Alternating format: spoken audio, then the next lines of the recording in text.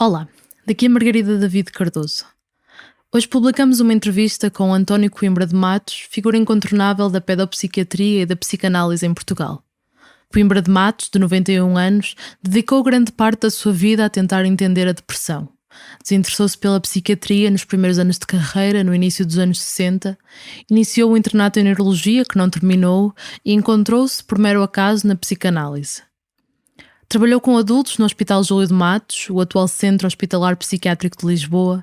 Em 1977 foi para o Centro de Saúde Mental Infantil e Juvenil da cidade, onde trabalhou com João dos Santos, pioneiro da pedopsiquiatria em Portugal, e ficou diretor durante 20 anos.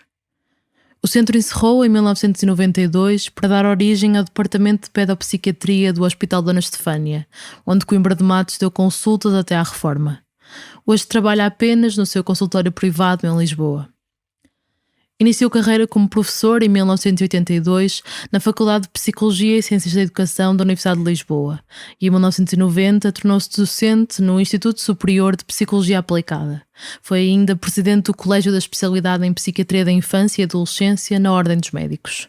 E agora vê-se como professor investigador. Tem tendência a resumir os mais de 60 anos de prática clínica a um conjunto de histórias que gosta de contar. Nesta entrevista, gravada numa manhã de julho no seu consultório em Lisboa, conta umas quantas. Falamos sobre depressão, sobre crises, sobre o capitalismo, a família e o trabalho. Esta entrevista foi feita a propósito de uma grande reportagem sobre saúde mental e a prevenção do suicídio na qual estamos a trabalhar, que é financiada por uma bolsa de 2.000 euros atribuída pela Ares da Planície, Associação para a Promoção da Saúde Mental. Podes consultar o contrato no nosso site. Agora sim, fica com a entrevista.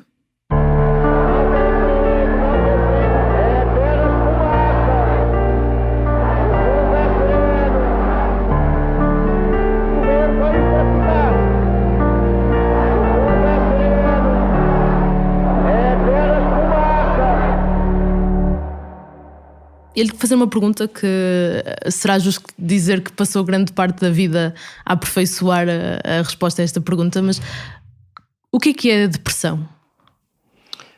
Bom, a depressão é o sentimento de perda, o sentimento que o indivíduo tem que perdeu alguma coisa e que lhe é importante, que lhe falta. Há dois grandes afetos na nossa vida relacional, na nossa vida com as pessoas. Um é a ansiedade, que é o medo que possa acontecer qualquer coisa menos agradável, e a depressão, que é quando essa coisa já se deu. Por exemplo, se eu tenho uma namorada que duvido que ela goste suficientemente de mim, ou seja, tenho uma ansiedade depressiva, receio de a perder. Se tiver já alguns indicadores de que ela não está interessada em mim, está a desinteressar, começa a ficar deprimido. Certo. Mas a depressão apresenta-se fundamentalmente há este sentimento de perda, mas este sentimento de perda pode ser mais realista, e nessa altura chamamos luto. Por exemplo, quando nos morre uma pessoa de quem a gente gosta, desapareceu essa pessoa importante que morreu e ficamos em luto. Na depressão é mais quando sentimos que perdemos o interesse, o afeto dessa pessoa. O amor dessa pessoa. O amor dessa pessoa. Eu costumo dizer, o luto é a reação à perda do objeto de amor, a depressão é a reação à perda do amor do objeto. Se a minha namorada morre, eu fico em luto. Se a minha namorada me abandona, eu deprimo. Qual é a principal distinção? É que perante, se ela morre, eu não a responsabilizo, ela não tem culpa de ter morrido, não é? Se ela me abandona, eu sinto que houve uma intenção dela de me ferir. Portanto, eu sinto-me atingido no meu valor próprio, na minha autoestima. No luto, não. Se a minha namorada morre, eu não me sinto diminuído com isso. Se a minha namorada me abandona e me troca por outro, ou mesmo que não me troque, mas se me abandona, eu sinto que não tenho grande valor. Atinge o meu narcisismo. Por outro lado, Se a minha namorada morre, eu não me revolto contra ela, portanto, ela já não está cá, mas não morreu Não há uma porque quis. culpa. Se me abandonou, há uma certa revolta. E é por isso que na depressão, que é esta perda do humor do objeto, há, e isto é que não é muito conhecido, 2 tipos de depressão: a depressão normal e a depressão patológica. Se a minha namorada me abandona e eu me revolto contra ela, mas que chata, que puta de mulher, que não tem valor nenhum, foi uma sacana, etc. Esta depressão tende a ser resolvida, porque eu revolto. É por isso que eu digo em alguns trabalhos meus que o remédio contra a depressão é a revolta. Se eu não me revolto, pelo contrário, começo a atacar-me a mim próprio, eu de facto também não presto, não a tratei muito bem, inferiorizando-me e culpabilizando, faço uma depressão patológica. Certo.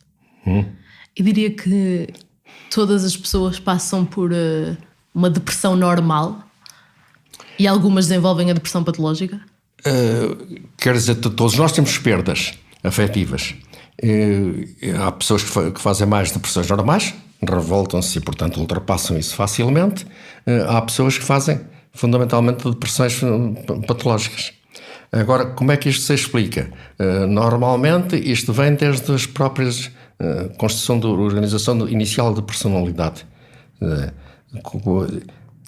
Quando na infância eu senti que os meus pais, ou pessoas significativas, designadamente os pais, ou um deles ou os dois, não me deram o afeto suficiente, estou marcado por uma depressão infantil. E, portanto, facilmente depois faço depressões na infância. É por isso que a depressão do adulto é, de certo modo, quase sempre uma reativação de uma depressão infantil. É um pouco como na tuberculose. Na tuberculose do adulto, geralmente é uma reativação da tuberculose infantil, ou chamada prima infecção. Uma tuberculose que não foi muito grave e depois, mais tarde, há outra coisa qualquer, reativa aquela anterior. Se não teve esse foco infantil, está mais resistente à tuberculose. Certo. Agora, outra coisa importante também é que esta perda pode ser por pressão. A depressão não é só a pressão, falta de entusiasmo, mas é também opressão. Se vivemos numa sociedade ou numa família que limita as nossas liberdades, a nossa capacidade de agir, de ter coisas, estamos oprimidos e deprimimos. Deprimimos porque não tiramos satisfações suficientes da vida. Certo. E aqui também é a mesma coisa. Se um indivíduo, uma classe social é oprimida, se obedece e aceita, etc., torna-se, aguenta aquilo. Se revoltar, consegue mais sair da depressão. Até porque obriga o opressor a mudar também de atitude. Exato. Porque a depressão não é tristeza, não é? É falta de entusiasmo, é falta de vontade. É fundamentalmente a falta de entusiasmo. Isso também é importante. No luto é que é principalmente a tristeza. Na depressão também há tristeza, mas o sinal importante é a falta de entusiasmo, a falta de ânimo, o desânimo. Certo. Freud dizia que a depressão ou a melancolia é um luto patológico. E o António diz que ele confunde as duas coisas. Sim, não estou muito de acordo nesse sentido, porque há lutos normais e lutos patológicos. E da mesma forma também há depressões normais e depressões patológicas. No luto normal, o outro morreu, é fundamentalmente como é que se resolve? Uma coisa de memória e de esquecimento, vai-se abandonando a memória daquele indivíduo e substituição. Substituir por outro semelhante, outro que faça as mesmas funções. No luto patológico, há principalmente 2 tipos de luto patológico. O luto patológico de tipo histérico, em que o indivíduo nunca mais se esquece, tem os objetos do enlutado, não é? Tem o quarto como ele estava. Com o quarto com as coisas, há várias maneiras, não é? E outro é o luto delirante, por exemplo, em que o indivíduo não acredita que aquela pessoa desapareceu. Recordo-me, por exemplo, eu estive mobilizado nas guerras coloniais em Moçambique de 71 a 73. Sim, de 71 a 73. Vi lá várias pessoas e lembro-me que uma senhora que estava lá, que era mulher de um coronel, sim, era um coronel, tenente-coronel. E ele morreu num acidente de helicóptero, nem foi coisa de guerra, foi um acidente de helicóptero que caiu.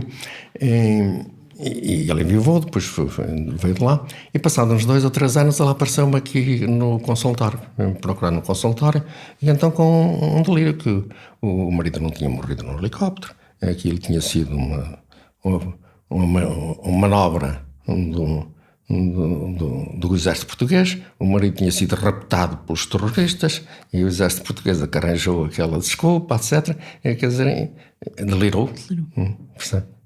Delirante, não é? Certo. O que é que acontece dentro do corpo de uma pessoa deprimida?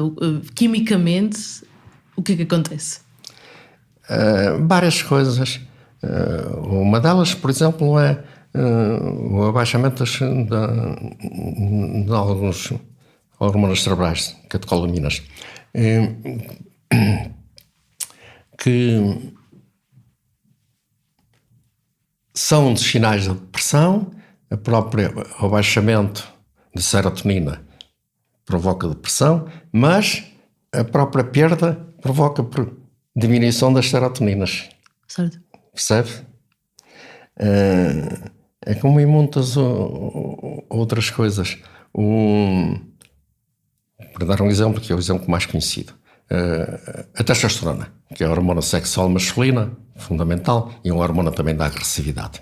Por isso os homens são mais agressivos que as mulheres, em regra. Quando temos junto a testosterona, temos mais desejo sexual, mas quando nos interessa muito uma mulher muito interessante, a coisa parecida, também essa testosterona sobe. E como é uma hormona da agressividade, isso está muito bem demonstrado ter propósito da agressividade. Por exemplo, no futebol. Nos jogadores de futebol, quando estão na luta com o adversário, aumenta a testosterona. Mas aumenta também na claque. Certo. A claque, quando está a ganhar aquilo que vai entusiasmar, aumenta a testosterona. E é possível relacionar isso com a depressão? Também existe depressão coletiva? Sim. Há depressões de grupo, depressões de próprias nações, não é? Quando numa guerra, numa derrota, etc., há uma depressão coletiva, as pessoas deprimem, não é? Mas isto é complicado ver isto, mas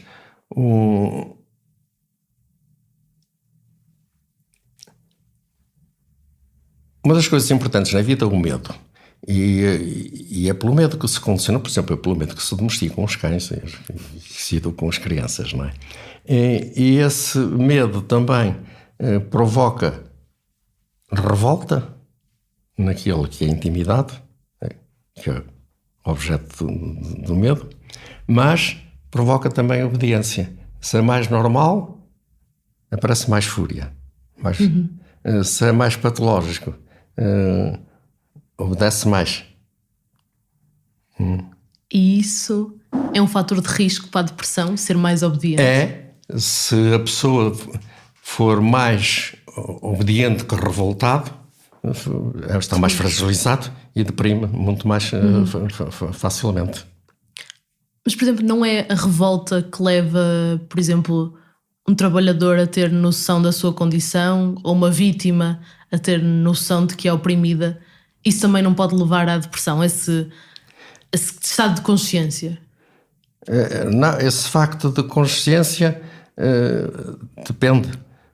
Pode levar à depressão se o indivíduo entender que não tem solução, que não pode fazer nada, que tem de se submeter.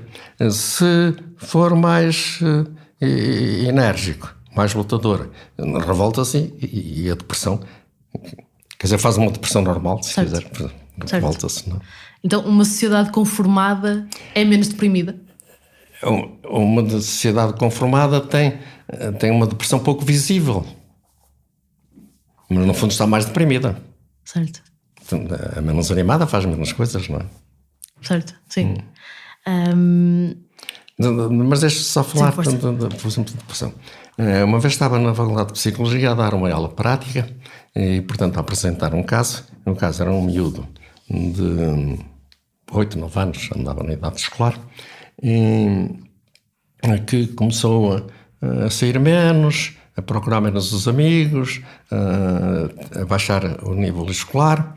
E durante a entrevista, como era uma prática, não eram muitos alunos, eram para aí uma dúzia deles, e o miúdo, na conversa comigo, estava muito satisfeito com as notas, etc. Quando eu diagnostiquei uma depressão, ficaram todos: o que é que você diz, professor, que é uma depressão? Eu disse: bom, ele diz estas coisas todas, mas o que é certo é que ele desinteressou-se. Estão menos animados, estão menos vivos, tem menos entusiasmo, tem uma tal falta de motivação, um tal desânimo. E isto é que é a depressão. Certo. Depois, há também outra coisa, que quando a pessoa está deprimida, muitas vezes tende a iludir-se ele próprio. E o deprimido é muitas vezes um palhaço, um indivíduo que conta muitas anedotas, muitas coisas, para se enganar a si mesmo e enganar os outros, mas para se enganar a si próprio. E as crianças fazem muito isto. As crianças contam muitas histórias e tal, muitas agilidades, muitas vezes estão deprimidas. O deprimido o exemplo é o clown, o palhaço dos circos. Exato. Também costuma dizer que o masoquismo é o masoquismo. O masoquismo é uma adaptação, uma boa defesa uma defesa contra a depressão. Em que sentido? No sentido em que se eu me conformo com a posição baixa e com ser bem considerado pelos outros, ser oprimido pelos outros, etc., não sinto a depressão, mas é uma defesa contra a depressão. Era melhor que sentisse a depressão, porque então podia-me revoltar. Assim conformo. Certo. Não sei se foi. Sim. Costuma dizer também que alguns dos seus pacientes são um bocado preguiçosos. Ou seja, viram alguma coisa aconteceu com eles e eles não pensaram. É muito. Alguma coisa aconteceu com eles e eles não refletiram. Viu aquilo acontecer e não pensou nisso. Acha que nos pensamos pouco? Bom, é um mecanismo de defesa chamado recalcamento, não é? Portanto, a pessoa procura esquecer, procura não se lembrar, para não sofrer, mas ao mesmo tempo não se lembrando não resolve o problema. Isso é útil provisoriamente. Eu gosto muito de mostrar as coisas no concreto. Certo. Eu estou-me a lembrar de uma colaboradora minha, era uma terapeuta da fala. Uma terapeuta da fala que trabalhava no meu serviço, no Centro de Saúde Mental Infantil, e que uma vez teve um acidente de automóvel, depois estava a falar comigo, e nós conhecíamos bem, portanto tínhamos uma relação fácil, e ela contou-me o acidente. Era um acidente de automóvel que não foi grave, foi um bocado aparatoso, o carro ficou um bocado escacado, mas ela só fez um leve ferimento na fronte. E depois ela estava-me a contar que quando aquilo aconteceu foi de Lisboa para Sintra. Nessa altura ainda não havia autoestrada sequer, mas foi nesse percurso.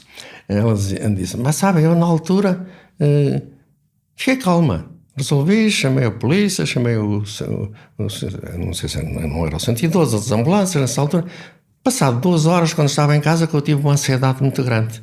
E diz-me: eu sou muito histérica, não sou ela. Não, nada histérica, acho que foi normal. Na altura, controlou a ansiedade para resolver a situação. Depois da situação resolvida, pode deixar vir a ansiedade à superfície. Agora, o que há pessoas que, na altura, utilizam este sistema, mas depois conservam isto. E conservando isto, não vem a ansiedade à superfície, o indivíduo não revê o que aconteceu, etc. E, portanto, também não resolve muitas coisas. Porque é conveniente rever o que aconteceu, porque se calhar não teve muito cuidado, se calhar não reparou em determinado sinal, ou coisa parecida, no tempo que estava, na chuva, na estrada. Quer dizer, nós precisamos de pensar e repensar, refletir, para irmos corrigindo os nossos erros. Exato. Quando se especializou em psiquiatria, em 59, vão 61 anos, a depressão era assim que entendia a depressão, ou seja, a depressão era assim que entendia a depressão era a mesma coisa que é hoje. Não, nessa altura,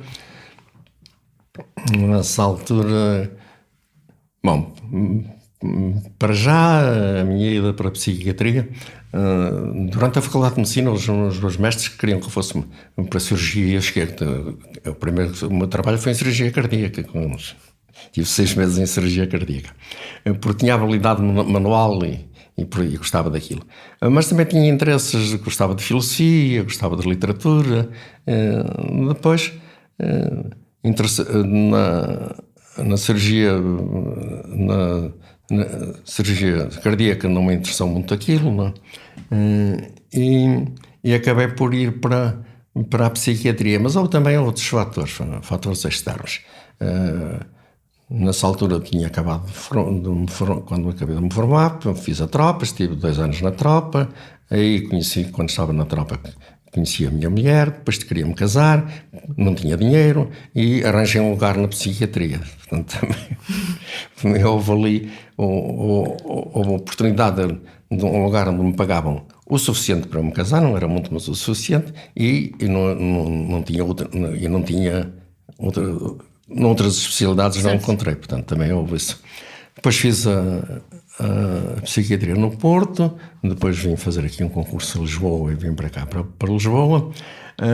Depois, a psiquiatria também não me satisfez suficientemente, era uma coisa... Não havia grandes tratamentos, eram os eletrochoques, eram 2 ou 3 medicamentos. E nessa altura, a psiquiatria, em primeiro lugar, quando eu vim do Porto para Lisboa, aliás, vim cá para Lisboa, com a ideia que Lisboa que era a catedral da psiquiatria, no Porto eram os atrasadinhos mentais, e eu aqui ia aprender a grande psiquiatria. E quando cheguei cá não era a grande psiquiatria, era mais ou menos como a do Porto, um bocadinho melhor, mas também não era grande coisa. De maneira que eu senti-me desiludido com a psiquiatria. E nessa altura fiz 2 vias. Fui fazer o internato de neurologia e ao mesmo tempo psicanálise. Depois estava já quase no fim do internato de neurologia. Deixei ficar aquilo e segui na psicanálise porque me interessou mais a psicanálise. Mas depois a depressão. A depressão, o que eu comecei a ver é que as explicações que havia, que estavam nos livros, que os meus mestres me ensinaram, não me serviam. Não me davam... Não chegavam para compreender os meus pacientes. E comecei, portanto, a ler muita coisa e também a investigar, a pensar, etc., a investigar sobre a depressão. Isto é um dos fundamentos da criação e da investigação. A primeira coisa é a divergência de pensamento. Dizem que isto assim, se calhar não é assim. Divergir. E depois, quando encontramos uma ideia que nos parece relativamente boa, não a deixar. Nessa altura converge-se. E aqui temos bem uma entrevista de um matemático francês, não fixei o nome, mas uma entrevista no Expresso, na revista do Expresso, há 2 ou 3 anos, de um tipo muito novo, 40 tal anos, que era considerado um gênio lá na França. E entrevistam-no, e o entrevistador mas qual foi enfim, porque é que você se tornou tão célebre? Então, isso é uma coisa importante, é quando a gente tem uma ideia que parece... aceitável. É não largar. Foi o que eu fiz. E começou a encontrar provas de que era assim nos seus... Provas e não provas, mas não desistir, não é? Sim. A depressão, nessa altura, era uma coisa de classe. Ou seja, havia uma divisão de classe. Só os ricos é que se podiam dar ao luxo de estar deprimidos, usando uma expressão. Não, já nessa altura se tratavam de depressões nos hospitais, em gente pobre, etc. Portanto, acho que não. Em todo caso, tem alguma verdade isso que disse, é que quando o indivíduo não satisfez as condições básicas, não tem habitação, não come o suficiente, etc., não tem tempo para pensar nos amores e nas dificuldades de não ser suficientemente bonito, ou não ser suficientemente expansivo, não se realizar suficientemente, não é? Porque se o indivíduo está relativamente bem instalado, pode dar-se a esse luxo. Eu lembro uma vez com uma psicanalista israelita, foi num congresso internacional em Madrid, e que uma discussão que participada num determinado congresso, depois umas dúvidas, até um dia convidei para almoçar, fomos almoçar os dois. E depois, à altura estante, estava-lhe a perguntar coisas da psiquiatria infantil, porque ela dedicava-se também à psiquiatria infantil, e ela dizia, sabes, em Israel ainda há muitas dificuldades, há muita fome, não há habitação suficiente, não temos tempo para nos preocupar com as depressões das criancinhas. Portanto, há um bocado isso, não é? Sim, isso é um discurso muito comum de que as pessoas mais ricas têm problemas de saúde mental e as pessoas mais pobres são malucas, usando uma expressão. Acha que hoje há mais doenças mentais e doentes mentais do que há 60 anos? Não. O que aparecem mais. É um fenómeno mais visível, uma questão de visibilidade. É como, por exemplo, eu vou-lhe dar um exemplo. Aqui há uns anos foi, 90 e poucos, 92, a coisa parecida, que eu fiz, um grupo, fizemos uma investigação aqui em Lisboa, nos arredores de Lisboa, eram psicólogos e sociólogos, principalmente sociólogos, para investigar a violência doméstica, e principalmente a violência conjugal. E o resultado da estatística é que não havia muita violência na sociedade portuguesa, não é? Eu lembro que na discussão um dos sociólogos, que era o mais fino que lá estava, dizia, bom, mas é que isso não é bem verdade. O que é menos visível em Portugal, as mulheres queixam-se menos, etc., é menos visível. E portanto, com a depressão dá-se o mesmo, por exemplo, com o cancro, com a tuberculose. Houve alturas em que a tuberculose era subdiagnosticada. As pessoas morriam, tinha sido uma pneumonia, foi uma gripe, etc. O cancro é a mesma coisa. Depois, com o aumento da assistência médica, a progressão da medicina, a SEDAR começou a ser mais diagnosticada. Com as doenças mentais também aconteceu isso. Por um lado terá aumentado em algumas situações, mas por outro lado também as pessoas diagnosticam. Dou-lhe um exemplo. A depressão infantil. A depressão infantil, eu sou desse tempo, nos anos 60, praticamente não era diagnosticada. E os psiquiatras, e os próprios psicanalistas e os psicólogos, é uma coisa que existe pouco. Não existe depressão nas crianças. As crianças são muito ativas, etc., não têm depressão. Depois começou a verificar-se que tinham, e houve até em determinada altura uma moda, uma invasão. Eu lembro-me que no Centro de Saúde Mental Infantil, onde eu fui diretor, um dia fiz uma reunião plena de todas as coisas, porque havia 40 e tal % de diagnósticos eram depressão. Tornou-se uma moda. Então, na moda, não é? Todas as criancinhas tinham depressão. Sobre isso, o António diz que teve sorte quando era criança e adolescente não ter ido aos psiquiatras. Sim. Sim, porque todos nós fazemos as neiras e os psiquiatras também fazem muitas. Isso foi na apresentação de um livro de uma psicóloga minha amiga. Estávamos à espera de uma das pessoas para a mesa, não sei. E eu fiquei em conversa com dois professores da Faculdade de Psicologia, a Teresa Fagulha e um outro que agora não me recordo o nome dele. E a altura estava a contar histórias, que eu gosto de contar histórias, eu sou bem divertido. A Teresa Fagulha diz-me assim, o professor é mesmo uma pessoa divertida. Disse, olha, tive sorte, em minha criança ainda não havia pedopsiquiatras, de maneira que deixaram-me andar à vontade de fazer as maluqueiras todas. E em adultos já tive, juízo suficiente para não ir aos psiquiatras, de maneira que conservei alguma saúde mental. Porque há muita psiquiatria, má psiquiatria, assim como má medicina também, que cultiva a doença. Por exemplo, o abuso de medicamentos, o abuso de diagnósticos. Para mais pequenina coisa toma um antibiótico, para mais pequenina coisa toma uma droga para dormir, para mais pequenina coisa toma uma droga para aumentar o apetite ou para emagrecer, ou coisa parecida. O abuso do diagnóstico e o abuso do tratamento, chamada psiquiatrização, medicalização, não é? Acha que teria sido diagnosticado? Teria tido um diagnóstico se tivesse sido... ao psiquiatra em criança ou na adolescência? Se houvesse pedopsiquiatras, tinham dito que eram, como é que se diz, aqueles hiperativos. Tomava Ritalina, nessa altura ainda não havia Ritalina. Muitas dessas criancinhas, porque eu era uma criança, não digo agitada, mas nós éramos 4 irmãos. A minha irmã já faleceu, que era só uma rapariga, tenho mais 2 irmãos. E tive um outro que faleceu com 2 anos, com uma meningite. Eu sou o mais velho.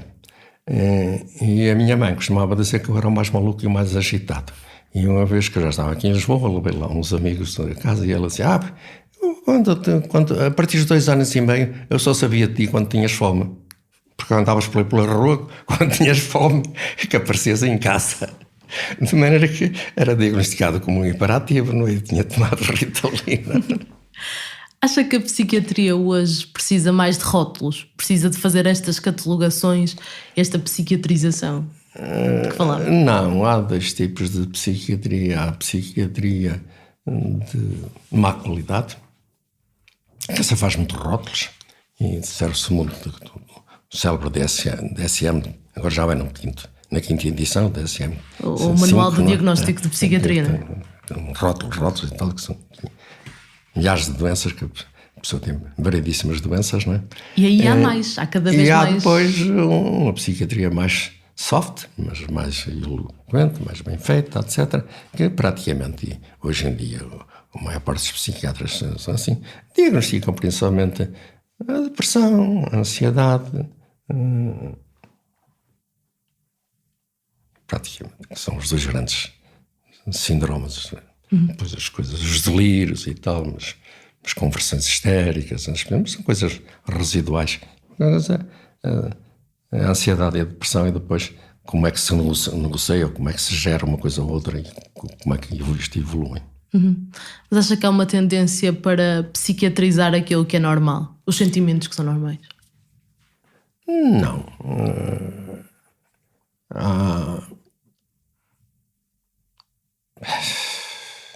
Há as 2 atitudes, quer dizer, há psiquiatrizar, psicologizar, medicalizar e tratar tudo, e excessiva, e há também a outra também às vezes excessiva. Isso não é nada.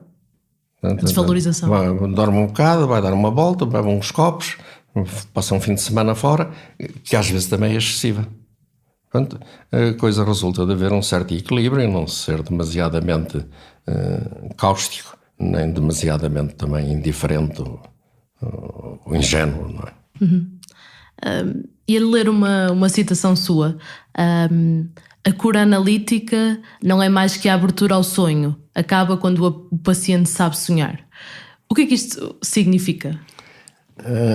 Sabe, aí é preciso introduzir uma coisa. O sonho no sentido do projeto, do sonho criativo, e não propriamente do sonho noturno. O sonho no sentido do projeto. Se nós temos projetos, se nós queremos melhorar as coisas nossas e para o mundo, etc., sofremos menos e encontramos soluções. O sonho diurno, não é? Se não imaginamos, aceitamos aquilo que existe. Mas assim parece que a psiquiatria cura tudo. Não.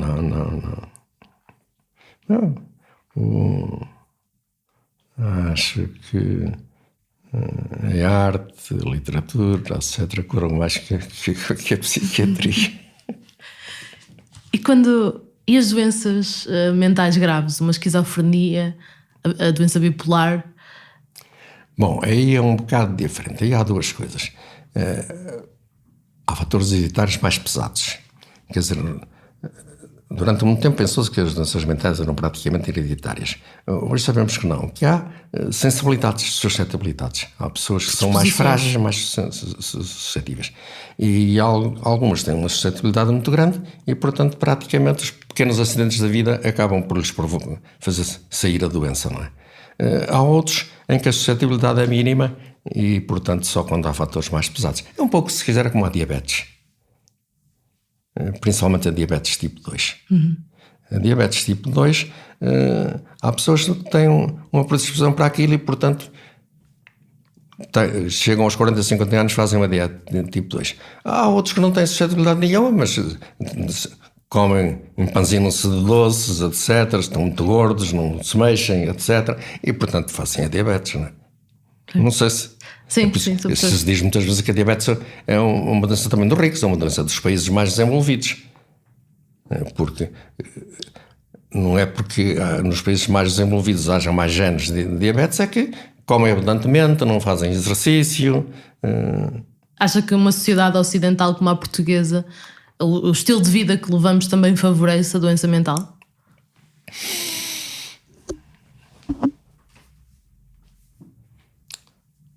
Já favoreceu mais, sabe?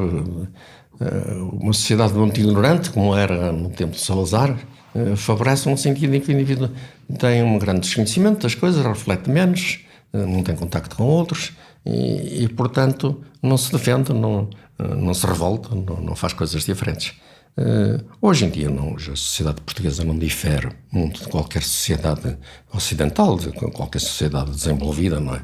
Hoje já nem as sociedades ocidentais e orientais diferem muito. A diferença entre a China e os Estados Unidos já não é assim tão grande, entre o Japão e a Alemanha também já não é assim tão grande, mas principalmente a nível ocidental vive-se aqui como se vive em França, mais ou menos, não é?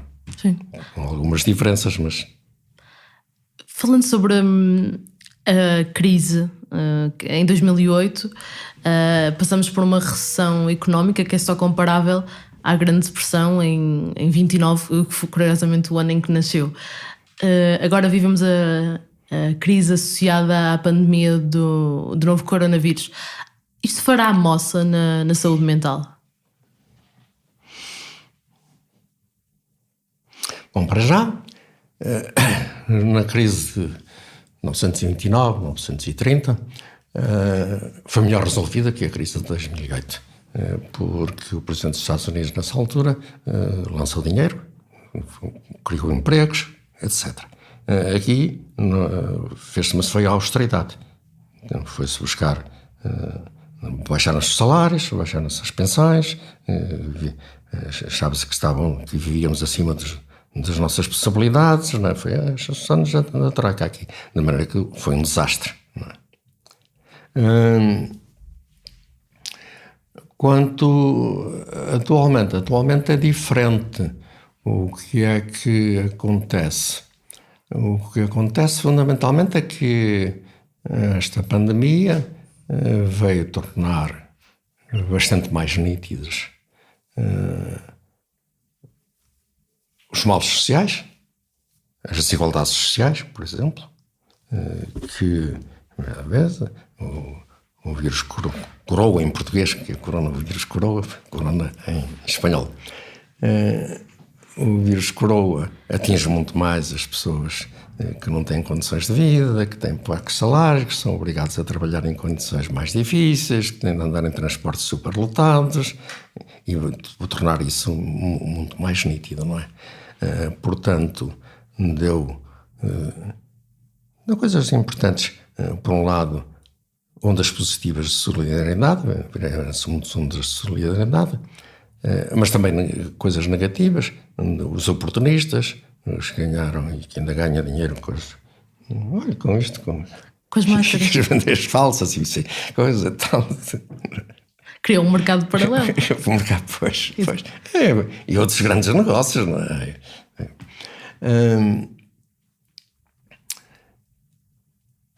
Veio também acordar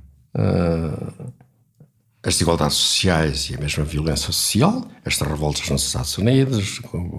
No fundo, não é só o racismo, é a classe que é oprimida, que não tem as condições que os outros, etc., e que está a mostrar que também existe e que tem direitos e que esses direitos devem ser concedidos. Uhum. Agora, se vamos dar a volta e tornar este mundo melhor, eu gostaria que sim, mas tenho as minhas dúvidas, porque... Isto é aquele momento em que... Isto é um pouco como na segurança, a segurança física. As pessoas descobrem fechaduras mais completas, etc., mas os ladrões vão muito mais à frente, descobrem as ruas muito mais eficientes, trabalham melhor que a polícia. Não é? E os capitalistas trabalham melhor que os trabalhadores. Este é também o momento em que percebemos se a depressão vai ser normal ou vai ser patológica? Sim. Há as pessoas que não se conformam e outras que se conformam.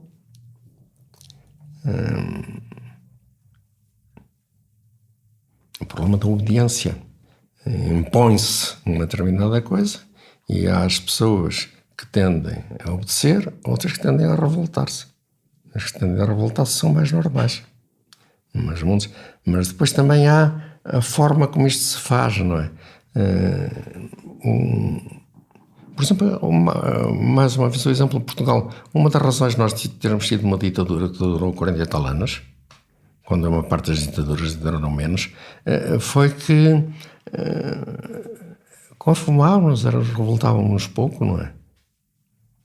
Um bocado passivo. Em Espanha, na Alemanha, em quase todos os lados, as pessoas revoltaram-se mais rapidamente.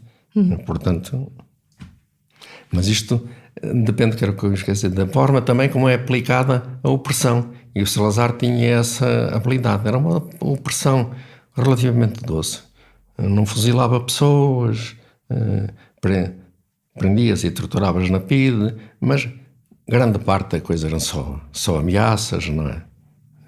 Passei por isso, lembro-me que fiz parte do MUD e na altura tinha 21 anos, andava no meio da Faculdade de Medicina, e na altura fui denunciado por um próprio indivíduo da MUD. E depois tive a PIDE andou a perseguir-me. Havia um que eu já conhecia que eu gozava com aquilo, porque quando me perseguia eu voltava a sair de casa, então levava um volume de papéis, etc. Então eu perseguia mais. Nunca fui preso, não é? Quer dizer, vigiaram-me, não é? Quer dizer, Certo. Desde que não se fizessem grandes ações, não é? Quer dizer, portanto, aquilo era uma opressão mais suave e por isso também provocou menos revoltas, não é? Acha que, voltando à questão da crise, ficamos com sequelas da crise económico-financeira de 2008, em termos de saúde mental?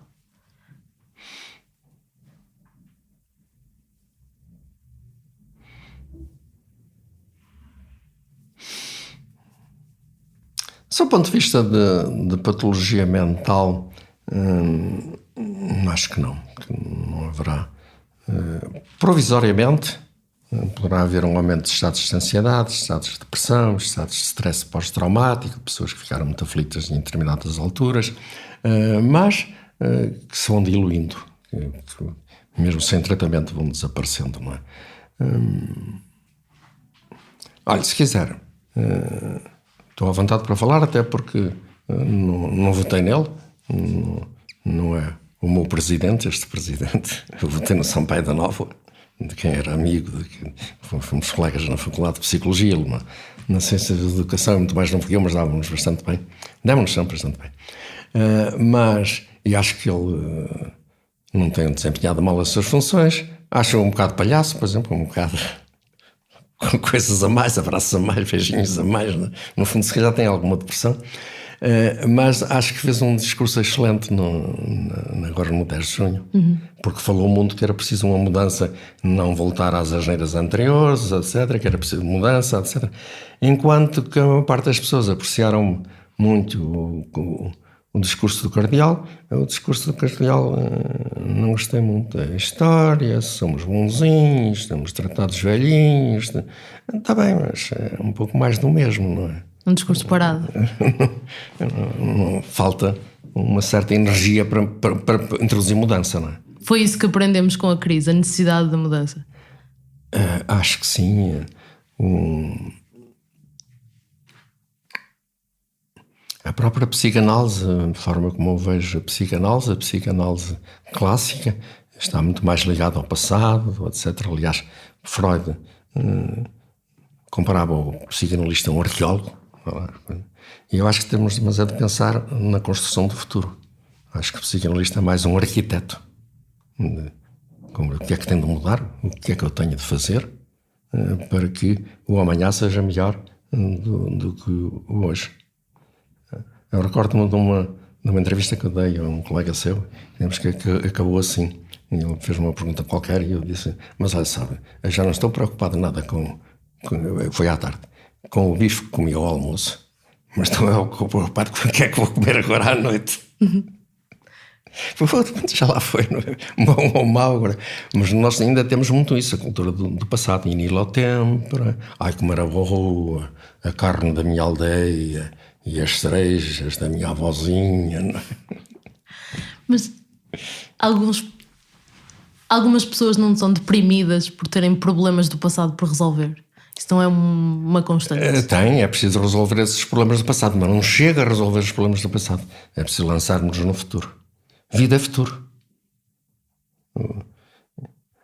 Repara, nós, se pensarmos um bocado, o que na nossa vida diária, que somos, de uma maneira geral, mais ou menos saudáveis, predominantemente estamos a pensar no que vamos fazer a seguir. Estamos aqui nós, vocês e eu, o que é que vou almoçar, o que é que vou fazer, qual é o paciente que eu vou ver, ainda vou ver um paciente de manhã, não é? Mais do que naquilo que já foi. É a metáfora do retrovisor. Se estivermos sempre a olhar para o retrovisor, acabamos por nos espetar a dada altura contra um eucalipto.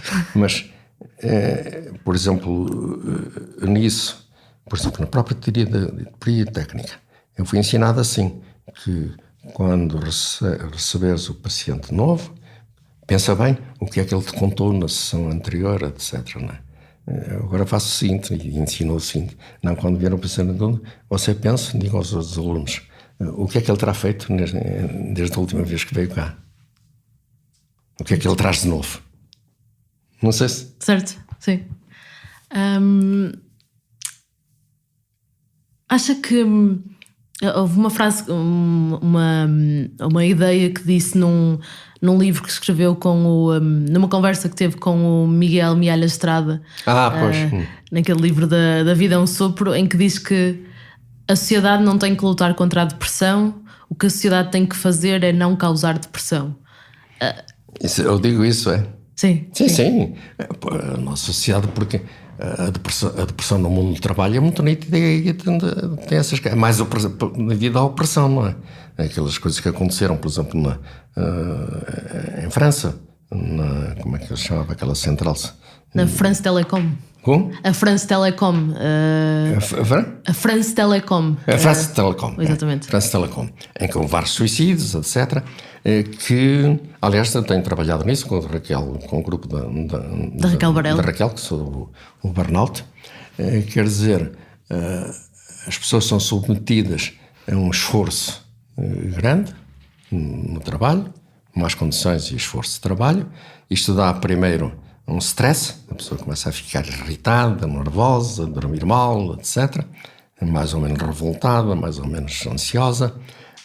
Depois a seguir começa uma certa exaustão, principalmente emocional, desistência, não ligar àquilo, criticar os colegas e por último acaba por se deprimir. Esta sucessão: stress, burnout, depressão.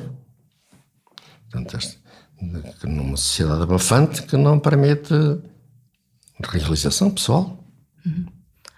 O facto de ser uma sociedade individualista também potencia isso? Ou uma sociedade individualista é mais paranoica?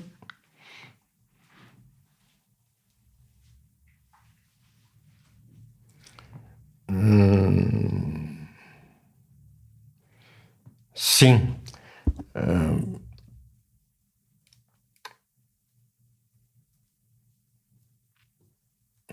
Mas aí há duas coisas. Há um individualismo maligno, digamos assim, em que é o que é típico das sociedades hipercapitalistas, das sociedades neoliberais, em que o que interessa é o lucro, só pensa em mim, e os outros que se lixem, se for preciso cilindros, se for preciso passar à frente, como fez o Trump, não é? Ao mesmo tempo que rezava e mostrava a Bíblia, mandava a cavalaria da guarda avançar sobre os manifestantes. Sim. Por um lado, Deus, por outro lado, a pistola. Não é? E há um individualismo benigno, que é aquele dos direitos humanos, do respeito das liberdades, de que o Estado não se sobreponha aos direitos humanos, não é? Agora, o que é preciso é que haja este individualismo benigno, ao mesmo tempo que um respeito pelo outro, uma responsabilidade perante o outro, uma noção de coletivo, que nós sozinhos não servimos para nada. Para já, uma pessoa só praticamente não existe. Existe na medida em que me relaciono, em que tenho pessoas para me relacionar. Sentimos isso muito no confinamento. O que nos chateou mais, pelo menos o que eu mais sentia, mas é a gente não poder estar com as pessoas que conhece, de quem gosta, com quem convive, precisamos desse contacto humano, não é? Portanto, somos bichos sociais.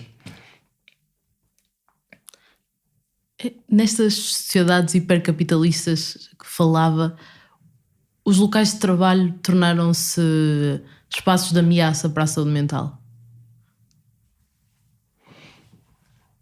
Há muita ideia de que... Eu acho que se tornaram muito, sabe? Porque há duas coisas assim. Se por um lado se tornou o trabalho mais suave, escritórios melhores, mais arejados, essas condições, cantinas, dar possibilidades dessas coisas. Por outro lado, controlou-se muito mais o que as pessoas fazem, o que é exigido, não é? Eu lembro-me de uma paciente que eu tratei nos anos 90, que trabalhava num banco e que estava lá um dos supervisores, que era um tipo americano, que ela teve, enquanto se tratou comigo, teve uma gravidez e depois o nascimento de um filho, de vez em quando o filho estava doente, etc. E quando pediam coisa assim, ele dizia: por mim tudo, mas a empresa não se compadece. Quer dizer, o patrão é muito bonzinho, mas a empresa tem exigências, não é? A empresa é quem é mais, a entidade abstrata. Nos anos 60, quando começou a trabalhar, era-nos vendida a ideia de que hoje estaríamos a trabalhar menos. Hoje, quando começou a trabalhar, na altura dos anos 60, foi-nos vendida também a ideia de que hoje estaríamos a trabalhar menos. De que hoje as horas de trabalho seriam menores, a carga do trabalho na nossa vida. Sim, eu sei. O que eu pensava nessa altura, o que pensava a maior parte das pessoas, é que íamos evoluir para trabalhar menos horas, mas aconteceu o contrário. Trabalhamos muito mais, cada vez trabalhamos mais horas, não é? De uma maneira ou de outra, pode o horário não estar, mas depois o que temos de fazer e as contas que temos de dar e os relatórios que temos de fazer, ou coisa parecida, acabamos por trabalhar. Hoje as pessoas têm muito pouco tempo livre. Acha que as pessoas e as crianças, as próprias crianças não têm tempo geralmente para brincar ou para não fazer nada. Porque têm de ir às aulas, depois têm de ir ao ténis, depois têm de ir ao inglês, depois têm de ir à patinagem, depois têm de ir tem tantas coisas que não fica tempo para não fazer nada, para olhar para a lua, não é? Porque também precisamos desse tempo, porque esse tempo que nos permite sonhar, refletir, sempre em que não temos tarefa nenhuma, não temos nenhuma obrigação nenhuma, e portanto podemos sonhar um bocado, lembrar-nos de coisas novas, ser criativos e portanto transformar o mundo num bom sentido, fazer o mundo evoluir, senão continuamos no mesmo, não é? Falando ainda do trabalho, disse uma vez que este tipo de organização do trabalho, a maneira como as empresas estão organizadas, a lógica que é aplicada a isto, vem muitas vezes das organizações totalitárias, da Igreja e das Forças Armadas. Acha que vivemos numa sociedade moldada pela culpa e pela violência? Ainda vivemos um bocado, ainda são modelos importantes, a Igreja e as Forças Armadas, mas são modelos menos virtuosos, modelos da regra, da obediência. Repare que nessas organizações a palavra que chave é a obediência.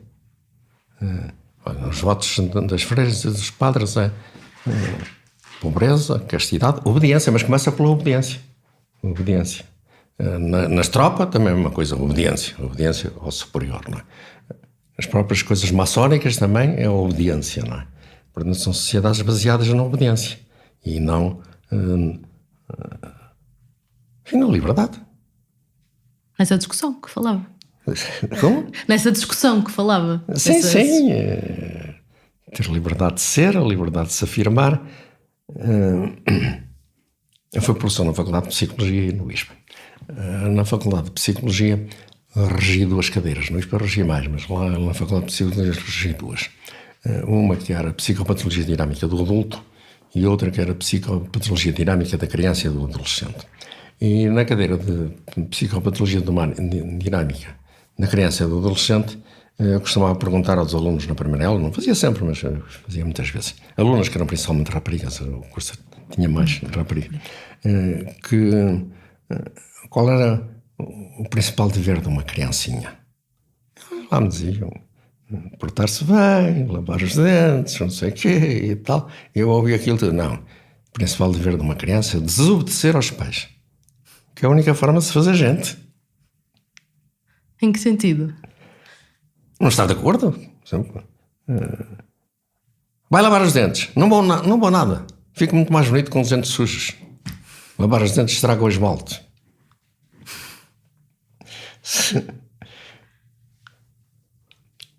Esta desobediência que, no fundo, desde que não seja uma desobediência agressiva para agredir o outro, mas, no fundo, é a afirmação pessoal. Nós precisamos ser capazes, na necessidade de afirmar os nossos gostos, os nossos quereres e não condicionarmos ao outro. Sei lá, eu lembro, por exemplo, de 2 coisas. Uma era um médico que tinha uma filha de 6 ou 7 anos e ele resolveu mudar a filha, que andava num colégio, para outro colégio, porque ficava mais próximo, não sei o quê, tinha de ouvir, e a filha protestou e dizia que não queria, que tinha as amigas e tal, chorou, borrou, fez uma birra. E ele, numa das sessões, dizia-me tal, e eu perguntei-lhe, mas olha lá, você é psiquiatra? Eu sou. Duvido um bocado. E disse-me que queria ser psicanalista, é por isso que está aqui. E eu disse, sim, doutor. Olha que não chega lá com essa intolerância, é isso que lhe critica. A sua filha tem... Então, uma criança de 6 anos sabe lá o que é bom, então não sabe. Tal coisa... A criança tinha razões dela, não é? E se calhar era mais importante perder os amigos do que propriamente ir para um colégio melhor. Que era a ideia do pai, que era muito melhor, etc. E tal, não é? Mas, portanto, temos de respeitar um bocado a vontade dos outros. Outra era essa era uma analisante minha, que um dia também tem uma birra com uma filha, mas essa era uma filha mais velha, de 8 ou 9 anos, porque foi comprar umas coisas novas, uns estágios novos, e comprou, segundo a mãe, uma saia verde e uma blusa vermelha. E ele dizia, vestida com a bandeira portuguesa, não tem gosto nenhum. Disse, o gosto dela, não é? Parecia, é um disparate. Ela se calhar acha-se bonita assim. Posso gostar do amarelo, não sou maluco por gostar do amarelo. Portanto, uma maior liberdade, um maior respeito pelos outros e a capacidade do indivíduo de se afirmar. Que é o que nas sociedades muito organizadas, e principalmente na igreja e na tropa, tem de se pensar daquela maneira. Tem que se ser aquelas regras, etc. Não é? Tem que se esbater essas não se pode ter ideias diferentes, não há uma liberdade maior de pensar outras coisas, não é? Mas ainda vivemos com uma culpa que tem origem na religião. Somos uma sociedade da culpa. Judaico-cristã, a culpa vem dos persas, da civilização persa, e é absorvida pela civilização judaica e depois cristã. Portanto, baseamos tudo na culpa. E depois, ultimamente, muito no sucesso, que era mais típico das sociedades orientais, do Japão, principalmente, da própria China, imperial, o sucesso. Hoje somos mais o que é preciso ter sucesso. Boas notas, bons empregos, andar bem vestido, quer dizer, ter sucesso. Somos sociedades do sucesso. Por exemplo, na adolescência, eu ainda sou desse tempo, muitas das expressões da adolescência estão carregadas de sentimentos de culpa. Insultou o pai, bateu na irmã, deu porrada num condiscípulo, insultou o professor. Hoje, muitas das pessoas da adolescência é porque não conseguem ter notas para entrar na universidade, ser aceitos no clube de futebol. As coisas de sucesso, somos muito a necessidade do sucesso. Ficamos deprimidos por causa da falha. Sim, do insucesso. Uhum.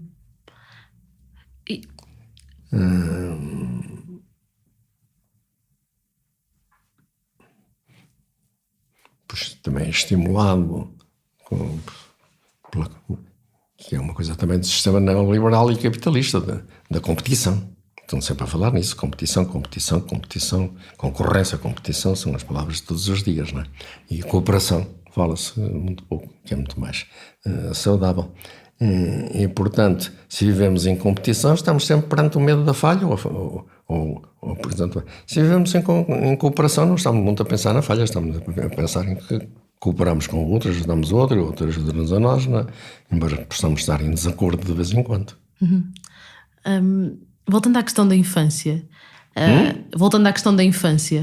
na infância que construímos as bases daquilo que somos e na adolescência podemos ou não mudá-las e fixamos mais aquilo que... Sim, a adolescência é um período importante porque é um período em que pode nada se passar e então continuamos com aquilo que aprendemos na infância ou então mudar.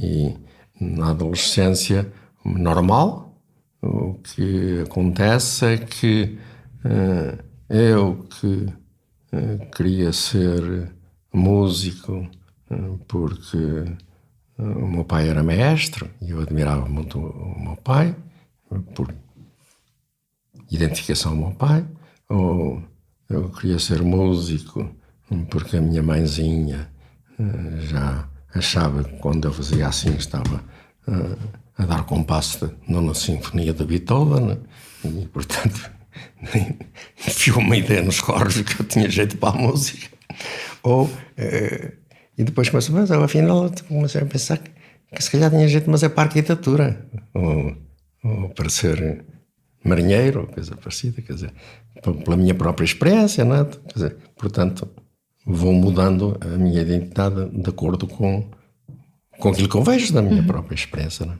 Mas é também durante a adolescência ou durante a infância que se pode prevenir a doença mental? Sim. A forma como uma criança cresce e é educada pode prevenir a depressão, as coisas que acontecem na adolescência também. Quer dizer, havendo uma boa saúde mental infantil e juvenil, previne-se muitas doenças do adulto. Também diz que as doenças mentais são vícios de relações disfuncionais. São, quer dizer, as doenças mentais, no fundo, são doenças relacionais, são doenças sociais. São doenças da relação. Nós temos relações reais que não são saudáveis e que depois organizamos internamente como um modelo, que depois repetimos. Eu, por exemplo, tenho uma relação o meu pai era agressivo, batia-me por tudo e por nada, eu também aprendi, também bato nos outros ou nos meus irmãos, ou coisa parecida. Quer dizer, depois criei esse modelo interno e depois é-se assim. Se fôssemos todos bem amados, a psicanálise não existia, ou a psicologia não existia? Sim. Eu próprio foi dizer isso. A única coisa que cura o humor. Isso resolvia os problemas de saúde mental? Há duas coisas importantes nos elementos. Não diria que é só o amor. O amor e a responsabilidade. O ser capaz de gostar do outro. Mas o ser capaz também de responder às necessidades do outro, assumir compromissos, ser responsável. São fundamentalmente estas duas coisas. Sei lá, quando eu escolho qualquer pessoa, uma namorada, uma amante, um colaborador, ou uma colaboradora, coisa parecida. Mas há duas coisas fundamentalmente que me importam. É que se ele é capaz de gostar de mim, de achar que eu sou uma pessoa aceitável, de amar-me, ao fim e ao cabo, e ser responsável. Pensar que se não usar máscara pode infectar os clientes e a mim, por exemplo, outra coisa parecida, ser responsável. Assumir compromissos. Ainda naquele livro com o Miguel Mialha Estrada, ele conta uma história de uma mãe, quer dizer, de uma criança que ele acompanhava de 9 anos com depressão, que a mãe também tinha uma depressão e já tinha tido várias tentativas de suicídio. E ele diz, a dada altura, era impossível tratar aquela criança sem tratar a mãe. Há forma de fazer isto, ou seja, de tratarmos as famílias e as relações para prevenir a doença mental? O que é muitas vezes não é fácil, sabe? Depende de muitas circunstâncias. Por vezes a coisa é muito evidente e aceitável e a pessoa compreende. É assim como no casal lá, por exemplo, vem para com a ideia de fazer uma terapia de casal e a gente tem 2 ou 3 sessões e chega à conclusão que de facto há um que é o principal doente e o que é preciso é que esse faça uma terapia. Se a pessoa e o casal compreendem isto, muito bem. Se não compreende, muitas vezes tem-de se fazer durante algum tempo uma terapia de casal. Mas há casos, às vezes, eu lembro de um caso mais complicado, que posso contar, que era um miúdo de 5 anos. Um miúdo de 5 anos, muito perturbado, um miúdo psicótico, perfeitamente perturbado, e que é visto por uma psicóloga psicanalista, mas principiante, e que fazia supervisão comigo.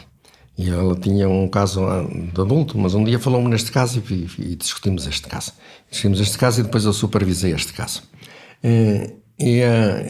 Este miúdo fez uma psicoterapia psicanalítica com esta psicanalista durante uns 3 ou 4 anos. Mas como era a história deste miúdo? A história deste miúdo é que o pai era um empresário da Madeira. Um empresário da Madeira que tinha uma cadeia de hotéis. Tipo, bastante rico, tinha uma cadeia de hotéis. A mãe era uma das funcionárias de um dos hotéis. O miúdo nasceu na Madeira e aos 3 anos o pai morreu subitamente com um infarto do miocárdio.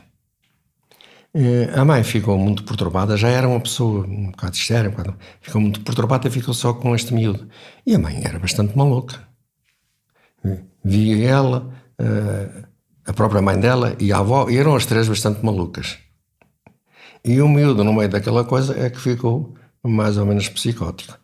Mas a mãe não admitia que fazia muitas toleiras e só ia falando, como é da técnica, ela seguia o miúdo e uma vez por mês falava com a mãe e fazia algumas correções aos comportamentos da mãe, mas, aliás, eu fui-lhe dizendo, olha que você ou a Teresa, que era como se chamava e chama, ainda vai ficar, mas é com a mãe. Mas é quando o miúdo começar a melhorar o suficiente e a mãe começar a sentir que é ela que precisa. E foi o que aconteceu. Mas foi só ao fim de 5 anos. Ao fim de 5 anos que o miúdo já estava muito melhor, mas que a mãe começou a perceber que precisava e que a mãe entrou em tratamento. Portanto, as coisas têm de ser ajustadas à realidade, de ser... Cada caso é um caso, como tudo na vida, não é? Sim. Devíamos fazer terapia de família, como fazemos terapia de casal. Na vida. Pois. E sabermos que muitas vezes, de facto, a doença não é do doente, é dos pais, é do ambiente, etc. Como até nas próprias coisas. Eu lembro que uma vez vinha do ISPA, vinha dar uma aula no ISPA e não tinha lavado de carro. Nessa altura ainda andava de carro, agora que só ando de táxi, já não conduzo. E vim de táxi e andava para trocar de carro. e o motorista ia num Peugeot, não sei o quê, está num carro novo que tinha aparecido naquela altura. E eu perguntava a um dos motoristas para me orientar, que tal este carro e tal. E o tipo não respondeu. E eu disse, bem, este gajo não quer conversa, não disse bem nada. Mas passado um quadro, quando eu ia para o Hospital Gil de Matos, não tinha dúvidas, eu ia para o Hospital Gil de Matos, aquele homem disse, sabe como todos os carros? Os condutores é que não são bons. Este carro, por exemplo, tem uma caixa de velocidades, que é ótima, mas é muito sensível. Portanto, o condutor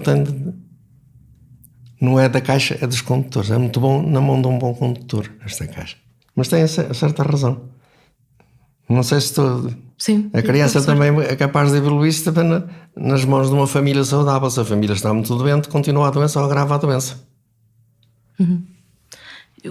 Portanto, muitas vezes é necessário também, às vezes uma psicoterapia familiar. Lembro-me de um outro caso, que era uma criança também que tinha um diagnóstico de uma depressão grave, que tinha sido enviada por um psicanalista para outra psicanalista para fazer uma psicoterapia psicanalítica. E essa psicoterapia psicanalítica da criança foi supervisada comigo. E a outras tantas percebi que disse, mas isto não, temos de perceber isto melhor, temos de conhecer esta família. E então começou a observar-se o pai e a mãe, a família que estava toda doente. Aquilo evoluiu para uma psicoterapia familiar, porque era preciso tratar com aquela família, porque era uma família completamente perturbada. E, portanto, a criança era um sintoma daquela família.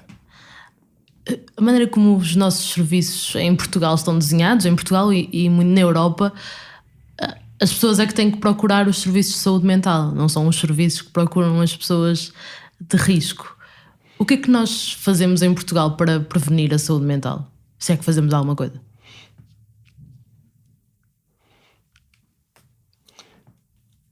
Acho que pode, fundamentalmente, na minha opinião, preparar intermediários, mediadores. Quer dizer, se nós, psiquiatras, psicanalistas, psicólogos, trabalharmos com educadoras infantis, políticos, pessoas das empresas, militares de coisa, podemos levar essas pessoas a entender melhor as pessoas com quem eles tratam. Dou-lhe também um exemplo. Em determinada altura, no Centro de Saúde Mental Infantil, havia um colégio que era gerido por freiras que enchia as consultas. As criancinhas lá andavam todas na consulta da coisa. Aquilo estava dividido por equipes, por até que um dia disse à chefe da equipe daquilo, Teresa, acho que você precisa de ir lá ao colégio para falar com aquelas freiras, etc., para ver onde é que está a origem de tanta doencinha nas criancinhas. Não é? Temos de tratar o foco de doença, não é? Porque senão... Foi o que aconteceu, quer dizer, é preciso abrir um bocado os olhos àquelas freiráticas criaturas para não andarem a chatear as miúdas a rezar o Padre Nosso e a descalçarem-se na igreja, não é? E só isso. Se não prevenirmos, vamos acabar por medicar mais. Sim. O melhor tratamento é a prevenção, vale mais prevenir que remediar, diz o povo. Porquê que acha que medicamos tanto em Portugal? Porquê que acha que medicamos tanto em Portugal, em psiquiatria especificamente? Portugal é o quinto país da OCDE com mais consumo de antidepressivos, o primeiro no consumo de ansiolíticos, aquilo que chamamos de calmantes. Eu penso que fundamentalmente por deficiência, mas da deficiência dos próprios serviços, deficiência técnicos. Não há técnicos suficientes, muitas vezes. Muitas vezes, principalmente nos centros de saúde. Não há o número de psicólogos suficientes, não há os próprios médicos, dos próprios enfermeiros, e, portanto, estão muitas vezes sobrecarregados. E, como estão sobrecarregados, arranjam uma coisa mais rápida. A medicação é mais rápida. Como o fast food, a comida rápida, não é? Depois dá-se um medicamento normal, tem insónias. Investigar porquê, o que acontece, quais são os problemas, dá muito trabalho. Não tenho tempo, estou a ver este doente, mas tenho mais de 10 para ver, até ao meio-dia. Receito-lhe um comprimido. Eu tenho exemplo em mim próprio, isso acontece aqui foi há uns anos. Eu já fiz dois infartos, não 2, não 3. Agora não estou a tomar, mas durante muito tempo tive de tomar drogas para diminuir a coagulação de sangue.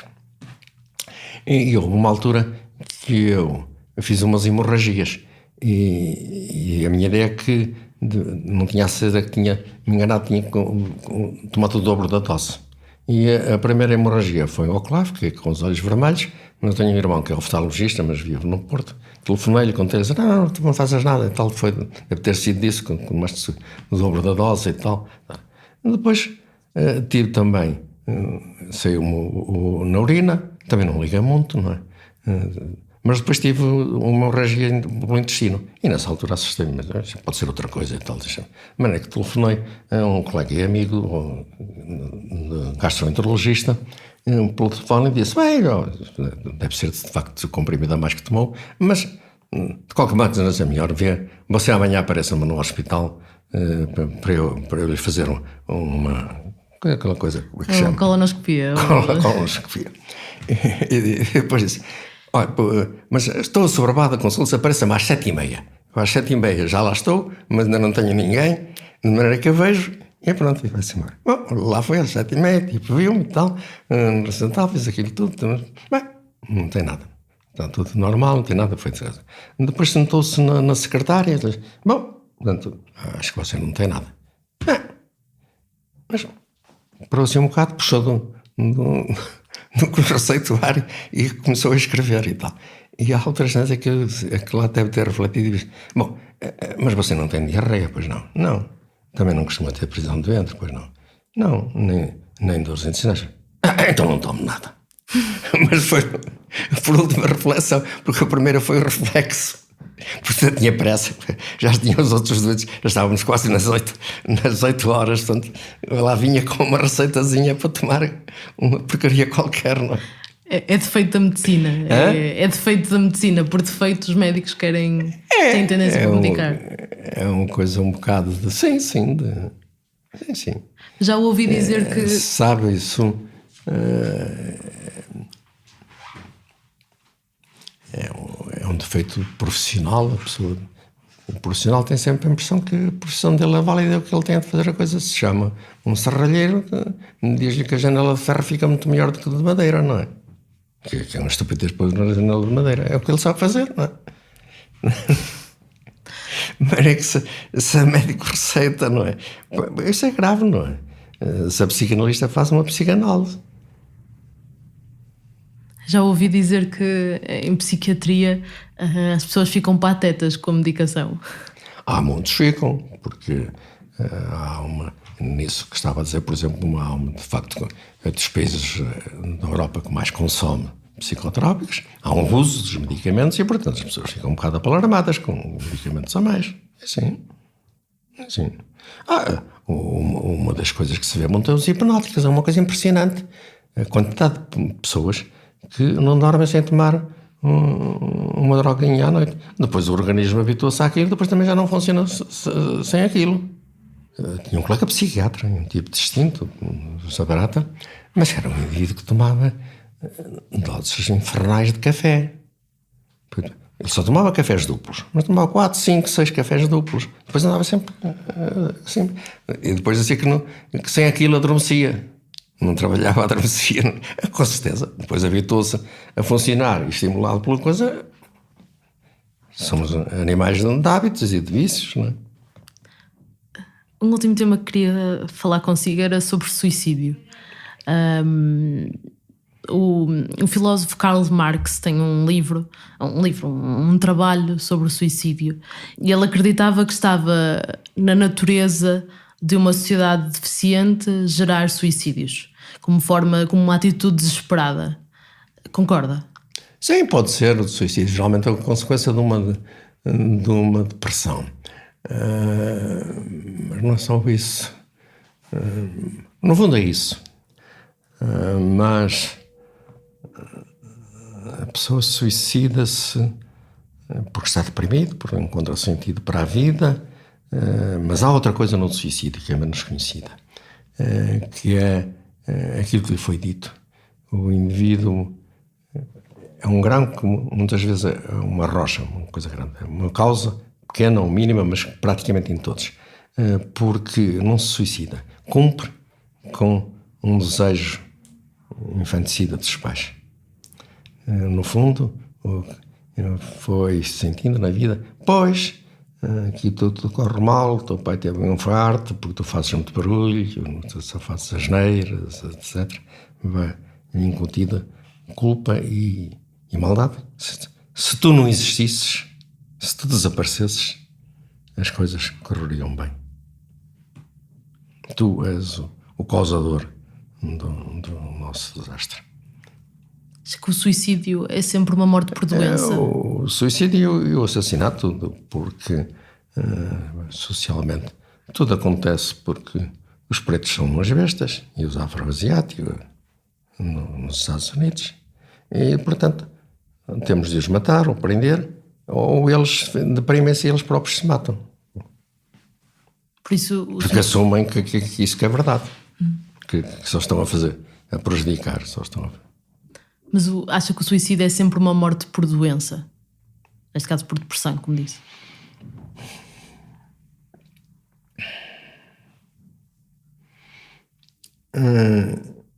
Em princípio, sim, só quem está maluco que acha que outra vida que não existe, mas em que ele acredita, ou que esta não tem solução, porque há sempre soluções, podem ser diferentes, mas há soluções. Mas, em todo caso, há situações em que o suicídio tem uma certa lógica. Portanto, mais uma vez as coisas têm de apreciar, que é o caso da eutanásia. Se eu tenho uma doença que sei que é absolutamente incurável, que me dá um sofrimento horrível, etc., não terei de facto direito a abreviar esta existência que não me leva a lado nenhum, não é? Aqui há quem aceita, quem não aceita, eu estou de acordo com... Claro que é muito complicado, exige muitas condições para que não se abuse, etc. Então. Certo. Porque é para acabar com aquela dor, não é necessariamente para acabar com a vida. Queria só ler-lhe uma citação. Diga. Para perceber também se concorda. Há um poeta e ensaísta inglês, o Alfred Alvarez, que diz: o suicídio, como o sexo, é uma característica humana que nem a mais perfeita sociedade pode eliminar. Não, acho que é diferente. Quer dizer, o sexo é normal e necessário, o suicídio não. Mas é um pouco, se quiser, é como o amor e o ódio. Porque ainda costuma dizer não há amor sem ódio, ódio e amor são ambos necessários. O amor é necessário, o ódio não é necessário. O que é necessário é a afirmação pessoal, que é um pouco diferente. E, portanto, o suicídio não é necessário, mas o considerar que há situações em que não vale a pena viver, por exemplo, no caso isso é aceitável. Não sei se... Sim. É um bocado diferente, não é? Sim. É assim como a afirmação, quer dizer, que é o problema da agressividade. Porque também dizem, mas a agressividade é necessária, a agressividade existe. Não, eu não preciso de matar o outro.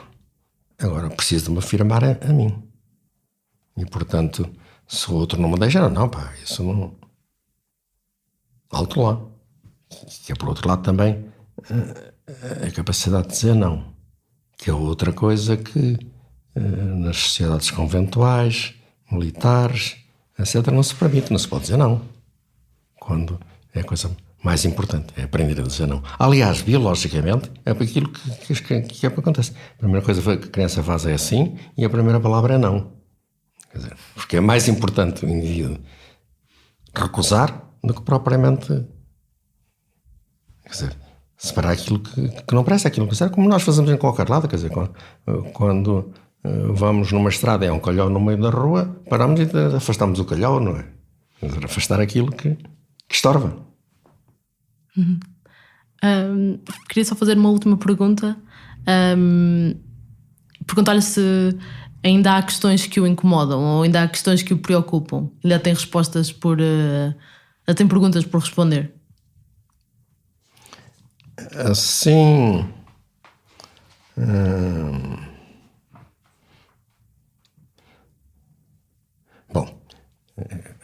há sessões, quer dizer, em qualquer profissão.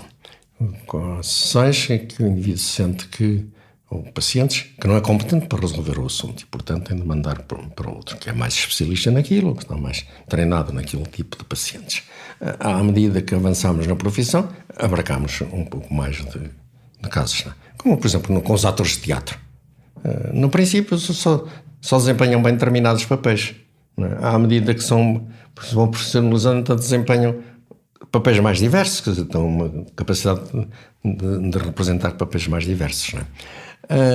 Depois, há situações, essas já são banais, mais frequentes, pacientes que eu pessoalmente, pela minha própria característica ou pela minha posição, me sinto que não vou resolver bem, ou que vou encaminhar aquilo para um sentido desagradável e portanto, devo prevenir. Eu vou-lhe dar exemplos que é o mais simples de todos. Que há uns anos, há uns 20, 30 anos, não, foi 20 anos, estava na Avenida António Augusto da Guiar. Apareceu-me uma paciente, uma mulher dos seus 50 e poucos anos, atriz de teatro, que queria fazer uma psicanálise. E queria fazer e que tinha ouvido falar em mim, tinha lido umas coisas minhas, tinha-me escrito a mim. Eu via duas vezes. E indiquei-a para outro colega. Aliás, disse-lhe de uma forma, mas o que é que me passou pela cabeça? Quer dizer, achei esta mulher tão interessante que eu disse, estou com o risco de uma análise passar por uma paixão. De eu não só me interessar como paciente, mas interessar-me como pessoa. Esta mulher tocou-me tanto que há esse risco. Portanto, o melhor. Da maneira que o que eu disse, ela percebeu. Eu disse, olha, a impressão que somos personalidades tão próximas e tão conjugadas que não me parece que seja a melhor opção a escolher para mim. Outro foi com um paciente homem. E esse já estava em análise. Já estava em análise comigo, há uns meses, próximo já de um ano. Era um paciente curioso, que tinha 2 cursos, de Educação Física e de Filosofia. E então, o que ele fazia na vida, profissionalmente, era professor de Filosofia e na vida andava porrada com toda a gente. Era professor de ginástica. Era um tipo muitíssimo agressivo. Andava conflitos, mas fazia porrada mesmo com amigos, com a polícia, tal, com familiares. Andava sempre naquilo. E há alturas tantas eu comecei a não suportar aquela coisa. E comecei a pensar, isto é uma chatice, quer dizer, eu qualquer dia também não vou bater nesta albençada, mas vou ser desagradável, dizer que é um psicopata, que não sabe controlar-se. E há alturas tantas foi mais, é que eu comecei, que é outra coisa também, nós darmos conta das nossas coisas menos conscientes. Eu tinha não são como estes, eram mais largos um bocado, e tinha aqui uma mesinha pequenina, e tinha ali 2 cinzeiros. Nessa altura fumava, às vezes até durante as sessões. Um que eu utilizava mais e outro de mármore grande. Comecei a dar-me conta que estava sempre com a pata, com a mão em cima do cinzeiro de mármore. No fundo estava... Pronto, se este gajo começa lá com a coisa, ainda me agrida um insulto, ainda lhe atiro esta coisa à cabeça, não é? Mas é que... E depois, na altura, disse, olha, eu acho que você tem aí uma parte muito agressiva, que eu tolero mal. Eu começo a ficar também um bocado irritado, zangado, mas é que acho que isto não está a ser muito produtivo entre nós, que é melhor que você procure outra pessoa, ele procurou outro analista. Encontrei-o depois, mais tarde, para aí uns 20 anos depois, em que nos encontramos num congresso. E depois ele convidou-me para ir tomar um café e depois, doutor, aquilo que o doutor me disse uma vez foi especial para mim. Eu disse, mas que é coisa? Disse-me, como disse, mais importante é que eu tinha um ódio ao meu pai, um ódio assassino Mas era tipo, tinha uma violência, nunca fez mal ao pai, mas tinha, e que o pai ainda era vivo, mas tinha um ódio de estimação ao pai. Mas, portanto, não sei se respondi. Sim, sim. É difícil tratar de pessoas de quem não gosta. Pois é. Olha, foi numa conferência internacional em que o presidente da mesa era um americano que achou muita piada aquilo, porque era sobre depressão.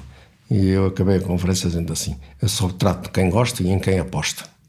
Quer dizer, reconhecer que aquela pessoa tem talentos, etc., para ser possível.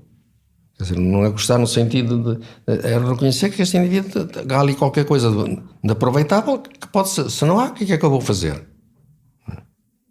Certo.